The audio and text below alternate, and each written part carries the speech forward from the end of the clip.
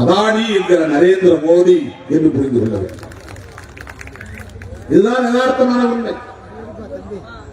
ஆகவே பொருளாதாரம் தொடர்பாக பாஜக அரசு கொண்டிருக்கிற கருத்து, கொள்கை, அவர்களின் நிலைப்பாடு கார்ப்பரேட் நிறுவனங்கள் வளர்வதற்குத்தான் பயன்படுகிறது தவிர உன்னை போல் என்னை போல் பழனிமலை அடிவாரத்திலே 100 ரூபாய் 200 ரூபாய்க்கு வியாபாரம் செய்து கொண்டிருக்கிற நமக்கு பாதுகாப்பு இல்லை.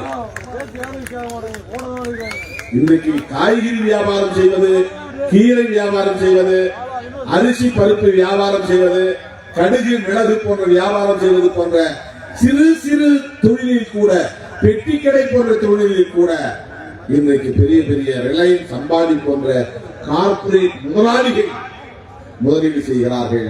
அந்நிய நாடுகள் முதலீடு செய்கிறார்கள். இதுதான் பாஜக அரசின் தவறான பொருளாதார கொள்கை. உன்னையும் என்னையும் மேம்படுத்துவதற்கல்ல, வல்லரசாக்க போகிறோம் என்கிற பெயரால் கார்ப்பரேட் நிறுவனங்களை வளர்த்து விடுகிற வேலைதான். எல்லா அரசு நிறுவனங்களையும் தனியாருக்கு ஒப்படைக்கிறார்கள். விமான நிலையமா தனியாருக்கு, ரயில் நிலையமா தனியாருக்கு, துறைமுகமா தனியாருக்கு, இன்சூரன்ஸ் நிறுவனமா தனியாருக்கு, நிலக்கரி நிறுவனமா தனியாருக்கு, மின் உற்பத்தி நிலையமா தனியாருக்கு, எல்லாத்தையும் தனியாருக்கு தாரை வார்க்கிற ஒரு அரசாகத்தான் மோடி அரசு இருக்கிறது. இந்திரா காந்தி அம்மையார் இருந்த காலத்தில் தனியார் நிறுவனங்களை எல்லாம் அரசு வயப்படுத்தினார். ஜவஹர்லால் நேரு அவர்களின் காலத்திலும் அவருடைய மகள் இந்திரா காந்தி அவர்கள் காலத்திலும் ஏராளமான பொதுத்துறைகள் உருவாகின. அரசாங்கத்தினுடைய நிதி முதலீடு செய்யப்பட்டு பொதுத்துறைகள் உருவாகின.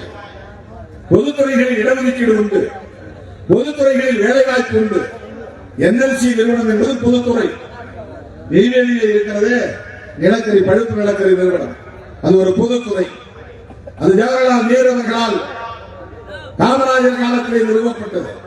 இதை போன்ற ஏதேனும் ஒரு பொதுத்துறை நிறுவனத்தை நரேந்திர மோடி இந்த 10 ஆண்டு காலத்தில் நிறுவியிருக்கிறாரா என்றால், ஜவஹர்லால் நேரு அவர்களின் காலத்திலும் இந்திரா காந்தி அம்மையார் காலத்திலும் அதற்கு பிறகு காங்கிரஸ் ஆண்ட காலத்திலும் கொண்டு வரப்பட்ட பொதுத்துறை நிறுவனங்களை எல்லாம் தனியாருக்கு தாரை வார்க்கிற அரசாகத்தான், கார்ப்பரேட் நிறுவனங்களுக்கு தாரை வார்க்கிற அரசாகத்தான் பாஜக அரசு, மோடி அரசு இருக்கிறது. இதுதான் இந்த 10 ஆண்டு காலத்தில் அவர்கள் சாதித்திருக்கிற சாதனை. ஒரு புறம் கார்ப்பரேட் மயமாதல், இன்னொரு புறம் சனாதனமயமாதல்.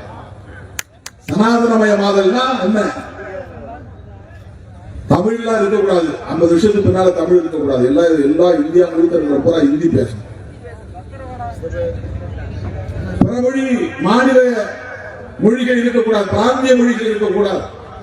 பிராந்திய மொழி இருந்தா மொழி உணர்வு வரும், மொழி உணர்வு இருந்தா மாநில உணர்வு வரும், மாநில உணர்வு வந்தால் ஒன்றுபட்ட இந்தியா என்கிற நிலை இருக்காது. பிற்காலத்திலே மாநிலங்கள் எல்லாம் தனித்தனி நாடுகளாக உருவாகிற நிலை உருவாகிவிடும் என்று அவர்கள் அச்சப்படுகிறார்கள்.